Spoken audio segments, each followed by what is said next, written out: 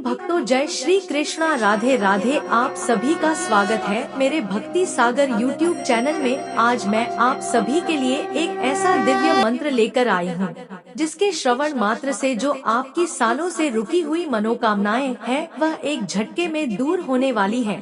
प्रिय भक्तों, यह इतना चमत्कारी मंत्र है, जिस किसी ने सुन भी लिया है उसकी सभी मनोकामनाएं पूर्ण हुई है। प्रिय भक्तों, यह मंत्र इतना शक्तिशाली है, जिस किसी ने आज तक किया है उसे लाभ अवश्य मिला है। यह मंत्र इतना अद्भुत, इतना दिव्य है। श्री हरि विष्णु जी के इस मंत्र के जाप से आपकी सालों से रुकी ही मनोकामनाएं पूरी हो सकती है। हमेशा से जो पैसों की दिक्कत बनी रहती है, नौकरी व्यापार आदि में सफलता नहीं मिल रही, धंधा व्यापार ठीक तरीके से नहीं चल रहा, कोर्ट कचहरी के मामले से परेशान हो गए हो, तो यह मंत्र आपके लिए रामबाण का काम करेगा। लेकिन मंत्र को पूरी श्रद्धा और ईमानदारी से 108 बार ही करें। अगर आप व्यस्त हैं, तो इस मंत्र को मोबाइल में चलाकर सुन सकते हैं। तो लिए शुरू करते हैं।